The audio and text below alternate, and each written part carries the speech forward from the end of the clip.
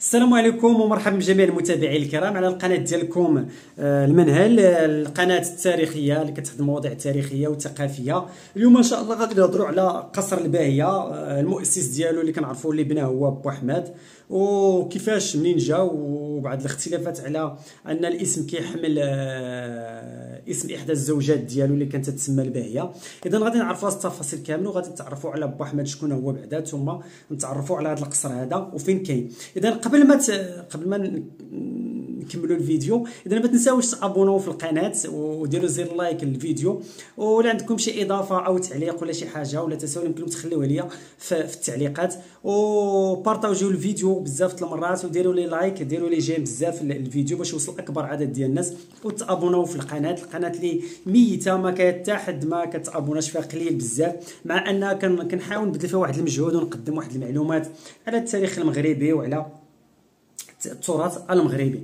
اذا نكملوا الموضوع ديالنا. اذا الموضوع ديالنا كما قلنا فهو على قصر الباهيه. قصر الباهيه فهو من القصور او من القصور الكبيره اللي تبنات في مراكش. اذا هو راه كاين في مراكش، وتبنى تقريبا خلال القرن التاسع عشر، وتتبلغ المساحه ديالو 37100 متر مربع. هذه المساحه ديالو، وكيوجد ما بين جنان بن شقره والملاح القديم. اذا الناس ديال مراكش راه كيعرفوا هاد البلايص هادو، راه كاين ما بين شقره والملاح القديم. هادشي كامل راه كاين في المدينه القديمه. راه كتمشي من مورا جامع الفنا، راه غادي كتركب ليه، الا بغيتي تمشي ليه راه كتركب ليه عندك صحاب الكوتشيات راه يوصلوك ليه، ولا تمشي غير على رجليك غادي توصل لهاد قصر الباهيه هذا. اذا هاد قصر الباهيه في الاول ديالو فهو كيتشكل من جزئين. هاد الجزئين هما تبناو متابعين بامر البدايه من جزئين كما قلت لكم، تبناو بامر من الملك ديالو اللي كان هو الاب الوزير موسى بن احمد البخاري، اللي كان تيتلقب بسي موسى، واللي كان تيشغل المنصب ديال حاجب السلطان سيدي محمد بن عبد الرحمن، اللي حكم ما بين 1859 وما بين 1873. ثم من بعد ديالو غادي يجي احمد بن موسى اللي مشهور بوحماد، اللي هو الموضوع ديالنا ديال اليوم، اللي هو اللي غادي يورث على باه الجزء الاول من القصر، وورث منه كذلك حتى المهمه ديال حاجب السلطان المولى الحسن الاول. المولى السلطان الحسن الاول اللي حكم ما بين 1873 حتى 1894 ميلاديه. ومن بعد الوفاه ديال الحسن الاول فهذا بوحماد هذا هو اللي غادي تكون عنده الوصايه على العرش، وغادي يدفع بالسلطان مولاي عبد العزيز للحكم. السلطان مولاي عبد العزيز فحكم من بين 1894 حتى 1908. اذا هذا هو بكل الخلاصه. غادي نتعرفوا الان على مول القصر هو الاول. غادي نتعرفوا على صاحب القصر الباهيه واللي امر بالتشييد ديالو اللي هو بوحماد. اذا بوحماد فتولد في سنه 1841، ومنين كبر كان كلشي كيعرفوا بالذكاء ديالو وكذا، فمنين كبر تقلد الوزاره واصبح الحاجب ديال سلطانين اللي هما الحسن الاول ومولاي عبد العزيز. اذا فهو خدم حاجب عند السلطانين معا، وكان تعتبروا من الاوفياء ديال خدام السلاطين وخدام الدوله،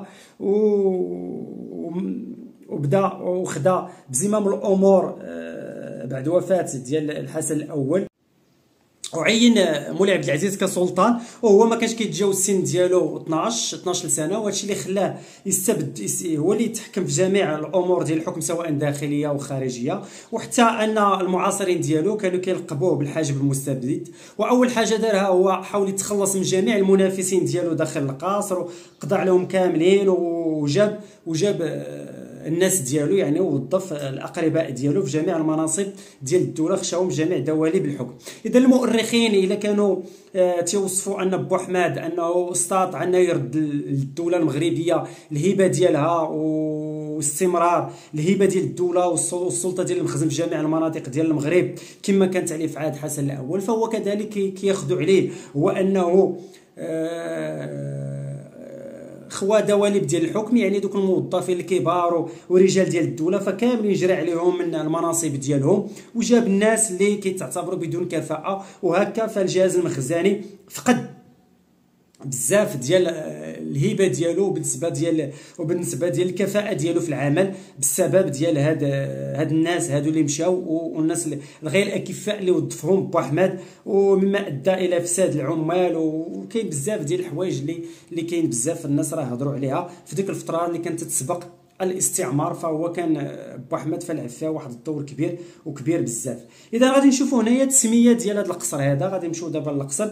فبزاف ديال الروايات خصوصا الشفهيه فكتقول بان احمد بن موسى او بوحمد فبنى هذا القصر هذا باش يخلد الاسم ديال الزوجه ديالو الباهيه، اللي صبح القصر كياخذ الاسم ديالها. هذه السيده هذه اللي كتنتمي للقبيله ديال الرحامنه، حنا كان قبيله الرحامنه راه كاينه في النواحي ديال قلعه السراغنه، ونشات في واحد الاسره اللي هي غنيه، وكذلك كانت معروفه بالعلم وبالقوه، وان الباهيه هذه الزوجه ديال بوحمد فكانت تجي دائما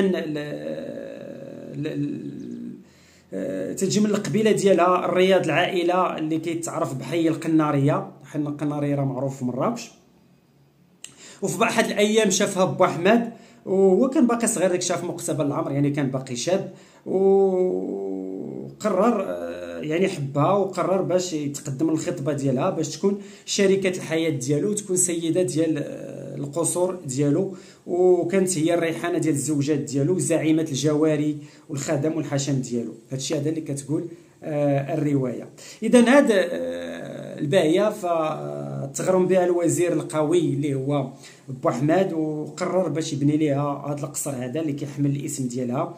والمده ديال البناء فاستغرقت واحد مده طويله. وكان للتذكير فبوحمد فكان عنده 4 ديال الزوجات، وكانوا عنده 24 جاريه. اذا كانت عنده 24 جاريه و4 الزوجات، غير ان الباهيه كانت هي الزوجه المحظيه، يعني المقربه اكثر. علاش؟ للجمال ديالها وكذلك الذكاء ديالها. عفوا.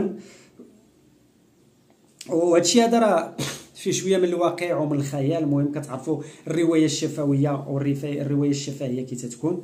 فلهذا فاسس هذا القصر هذا وسماه بالاسم ديالها الدار الباهيه. وكان خدا النمط البناء، فهو خداه من على غرار القصور اللي كاينين في مراكش، بحال القصر البديع. ف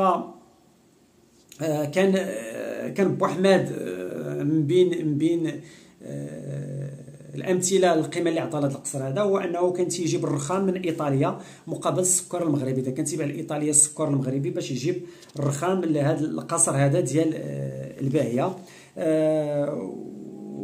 والتنفيذ ديال هذا المشروع هذا فاولا بدا بشرى جميع دوك المنازل اللي كانوا دايرين بداك الجزء كما قلنا، داك الجزء اللي كان ورث على باه، شرا كاع دوك الديور باش يتوسع فيهم القصر ديال الباهيه، ويشيد هذا التحفه المعماريه. تقريبا شرا 40 دار تقريبا اللي شرا باش يشيد التحفه المعماريه اللي كتشكل من 16 جنان، يعني فيها 16 ديال الجنانات اللي فيها. اذا هذا هو هذا الاقامه مختصر مفيد ديال هذه الاقامه هذه. وكتشوفوا هنايا راه بعض الصور ديال هذا القصر هذا اللي هو غايه في الجمال. واللي بغى يشوفوا راه ما عليه الا يمشي لمدينه مراكش ويشوف هذا الشيء هذا. راه كاين بعيد على جامع الفنا، يمكن لك تركب ليه بالكوتشي او تمشي غير على رجليك. اذا المرجع ديالي منين خديت هاد المعلومات هادو فهي من الكتاب ديال الاستقصاء لاخبار دول المغرب ديال احمد بن خالد الناصري. اذا من هنا خديت هذا، راه يمكن لكم ترجعوا ليهم، تلقاوهم في الجزءان 8 و 9 في هذا الكتاب هذا. تلقاو كيهضر على قصر الباهيه وبوحمد. وما تنساوش تتابعوني في القناه ديالي، وديروا زير لايك وديروا تابوناو، ولا عندكم كما قلت لكم شي تساؤل او اضافه خليوه لي في التعليقات، وتبارطاجيو الفيديو مع اكبر عدد ديال الناس اللي كتعرفوهم واللي عندهم رغبه في التعرف على التراث المغربي والتاريخ المغربي. وشكرا لكم على المتابعه، الى اللقاء.